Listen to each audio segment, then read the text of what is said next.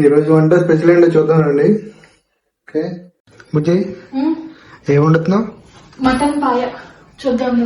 Okay, first వచ్చేసి stove వెలిగించుకొని cooker పెట్టాను.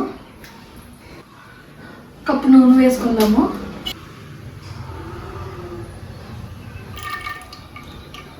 నూనె మరిగిన తర్వాత ఆకులు, అలాగే 2 చెక్కలు, లవ మొగ్గలు, అలాగే యాలకులు 2 తీసుకుందాము.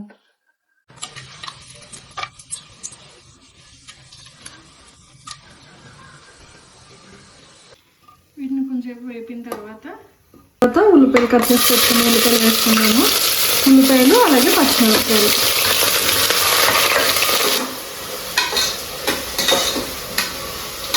ఉల్లిపాయలు బ్రౌన్ కలర్ వచ్చేంత వరకు వేసుకున్నాము.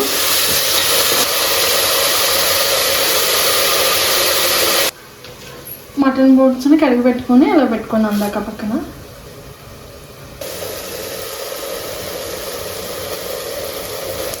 నెక్స్ట్ వచ్చేసి అల్లం వెల్లుల్లి పేస్ట్ వేసుకున్నాము.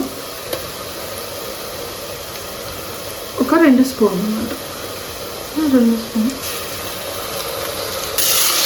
అల్లం వెల్లుల్లి పేస్ట్ పచ్చివాసన పోయేంత వరకు వేసుకున్నాము. అల్లం వెల్లుల్లి పేస్ట్ పచ్చివాసన పోయేంత వరకు వేసిన తర్వాత మటన్ బోన్స్ ఉన్నాయి కదా వేసుకున్నాము.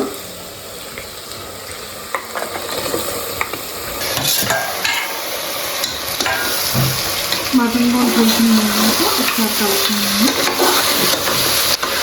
కలిపిన తర్వాత 1 స్పూన్ ఉప్పు,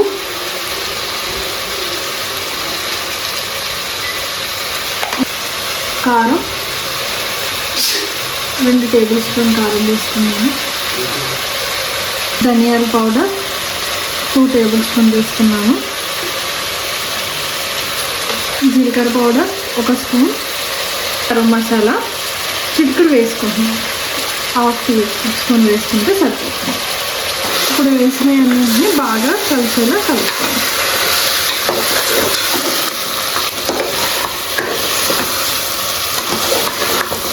మటన్ పాయ కాబట్టి ఎక్కువ నీళ్ళు వేసుకున్నాము, ముక్కలు మునిగేంత వరకు.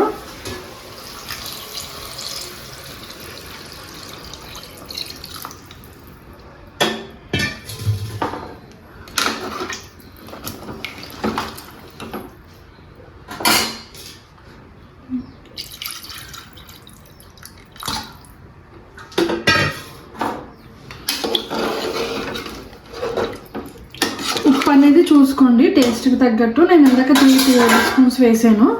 ఒకవేళ మీరు ఒకసారి చూసుకొని సరిపోకపోతే ఇంకో కొంచెం అనేది వేసుకోవచ్చు. నేను ఇంకొక స్పూన్ అండ్ హాఫ్ సాల్ట్ అనేది వేస్తున్నాను. ఒకవేళ తక్కువైనా ప్రాబ్లం లేదు, నెక్స్ట్ ఉడికిన తర్వాత కూడా మీరు వేసుకోవచ్చు. ఇప్పుడు అసలు సరిపోలేదని కొంచెం ఇది. ఇప్పుడు నీళ్ళు వేసాం కదా, కుక్కర్ పెట్టుకున్నాము.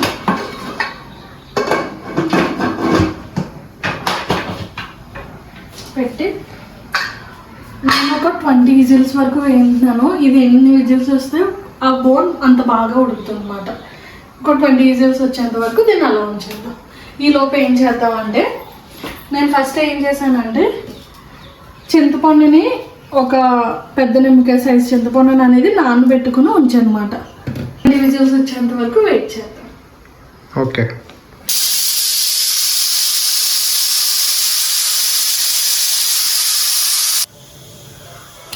కొత్తిమీర కోసుకొని పక్కన పెట్టుకుందాము.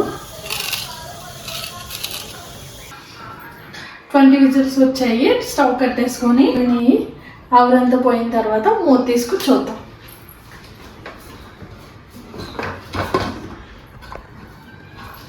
చూసారు కదా ఎంత బాగా కుక్ అయిందో. స్మెల్ కూడా చాలా బాగా వస్తుంది. నేను ఇక్కడ వరకు నీళ్ళు వేసాను. 20 విజిల్స్ వచ్చేసరికి ఈ కన్సిస్టెన్సీ అనేది వస్తుంది. పీస్ అనేది చాలా బాగా ఉడుకుతుంది. ఇప్పుడు ఏం చేద్దామంటే అందించుకొని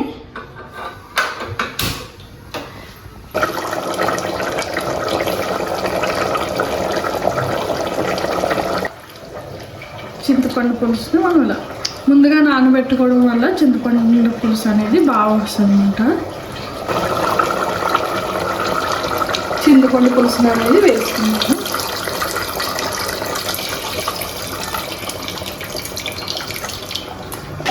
చింతపండు పులుసు వేసి ఇలా కలిపిన తర్వాత ఇందులో మిరియాల పొడి వేసుకుంటున్నాను.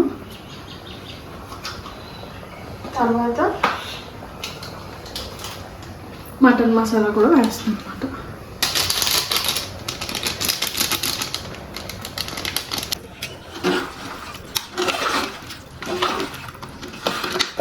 ఇలా కొత్తిమీర అలా వేసుకున్నాము. వేసాక ఇంకొక 5 minutes అన్నీ ఉడికించుకోవాలి. చింతపండు పులుపు వేసిన తర్వాత ఉప్పు సరిపోకపోతే ఇంకో కొంచెం ఉప్పు అనేది వేసుకోండి టేస్ట్కి సరిపడా.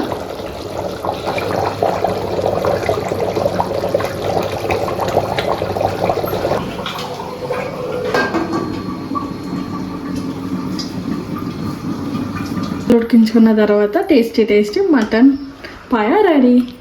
చూసారు కదా, గ్రేవీ కూడా బాగా వస్తుంది. మరీ పలుచగా కాకుండా మరీ థిక్ కన్సిస్టెన్సీ లేకుండా పీస్ కూడా బాగా ఉడుకుతుంది అన్నమాట.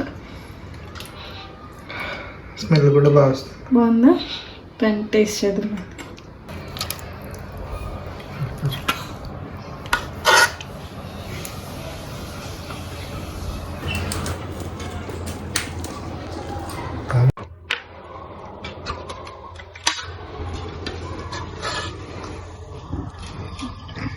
మరిన్ని బ్యూటిఫుల్ వీడియోస్ కోసం మీ కర్ణాటక పై గోదారమ్మ ఛానల్ని లైక్ చేయండి, షేర్ చేయండి, సబ్స్క్రైబ్ చేయండి.